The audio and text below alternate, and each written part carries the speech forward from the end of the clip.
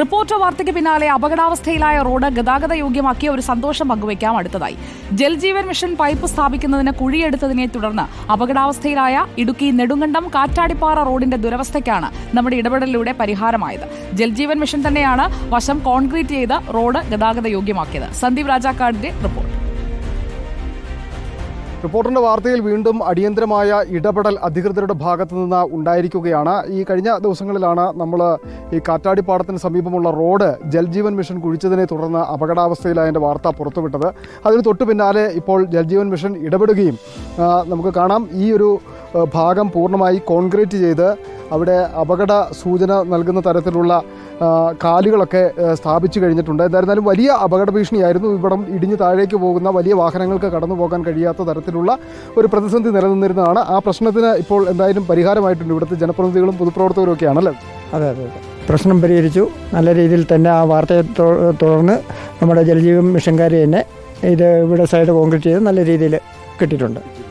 ഈ മറ്റു മേഖല കൂടി ഇതുപോലെ ഒന്ന് ശരിയാക്കണ്ടേ? വേണം, തീർച്ചയായും. പ്രത്യേകിച്ച് ഞാൻ ഈ അവസരത്തിൽ റിപ്പോർട്ടർ ചാനലിനെ അഭിനന്ദിക്കുകയാണ്. കാരണം ഓപ്പറേഷൻ ജി ഹണ്ട് എന്ന് പറയുന്ന ആ ഒരു പരിപാടി നമ്മുടെ ഈ മേഖലയിലുള്ള തകർന്നു കിടക്കുന്ന റോഡിനെ സംബന്ധിച്ചൊരു വാർത്ത കൊടുക്കുകയും എന്തായാലും ജൽജീവൻ മിഷനും നിമിഷ നേരം കൊണ്ട് തന്നെ ഈ അപകടാവസ്ഥയിൽ കിടന്ന ഈ റോഡ് പുനർനിർമ്മിക്കുകയും ഈ പ്രദേശത്ത് തന്നെ അപകടമുള്ള ഒരു മേഖലയാണെന്നതിനെ സംബന്ധിച്ചുള്ളൊരു സൂചന നൽകിക്കൊണ്ടുള്ള ബോർഡുകൾ വയ്ക്കുകയൊക്കെ ചെയ്തുകൊണ്ട് എന്തായാലും റിപ്പോർട്ട് ചാനലിനെ ഈ അവസരത്തിൽ അഭിനന്ദിക്കുന്നു. മറ്റ് മേഖലകളിൽ കൂടി ഒരു ഇടപെടൽ ഉണ്ടാകുമെന്ന പ്രതീക്ഷയിലാണല്ലേ? തീർച്ചയായിട്ടും ഇതുപോലെ മറ്റു മേഖലകളിലും റിപ്പോർട്ടർ ഇടപെടുകയാണെങ്കിൽ ഇതിപ്പോൾ എന്ത് പെട്ടെന്നാണ്. ഞങ്ങൾക്ക് തന്നെ അത്ഭുതം തോന്നി.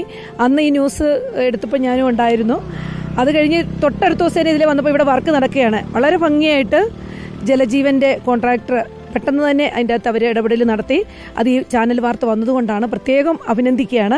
എന്തായാലും അത്തരത്തിലാണ് റിപ്പോർട്ടർ ടിവിയുടെ വാർത്തയിലെ ആ ഇടപെടലിലൂടെ ആ പ്രശ്നം പൂർണ്ണമായി പരിഹരിച്ചതിൻ്റെ ഒരു സന്തോഷമാണ് ജനപ്രതിനിധികളും പൊതുപ്രവർത്തകരും ഒക്കെ പങ്കുവച്ചത്. ഇത്തരം വിഷയങ്ങളിലുള്ള ഇടപെടൽ ഇനിയും നമുക്ക് തുടരാം. Reporter Sandeep Rajakkad, in reporter, Idukki. നമ്മൾ ഈ പരിപാടിക്ക് ലോക്കൽ ഫോക്കസ് എന്ന പേരിടുന്നതിനെക്കുറിച്ച് അന്ന് ഈ പരിപാടി തുടങ്ങുമ്പോഴുള്ള പ്രൊഡ്യൂസേഴ്സ് നൗഫലും അതുപോലെ ഇപ്പോഴുമുള്ള വിനേഷ് കുഞ്ഞിരാമനും നമ്മൾ ആലോചിച്ചപ്പോൾ ഈ ലോക്കൽ ഫോക്കസ് എന്ന പേരിടാനുള്ള കാരണം തന്നെ ഇതാണ്. ചുറ്റുവട്ടത്ത് കാണാതെ കിടക്കുന്ന കാര്യങ്ങൾ കണ്ടെത്തി അതിനൊരു പരിഹാരം ഉണ്ടാക്കുക. ചെറിയ പ്രശ്നമായിരിക്കാം, കുറച്ചു പേരുടെ പ്രശ്നമായിരിക്കാം, പക്ഷേ അത് പരിഹരിക്കപ്പെടുക എന്നതാണ് പ്രധാനം. അപ്പോൾ നമ്മുടെ ആ ശ്രമം നമ്മൾ തുടരും.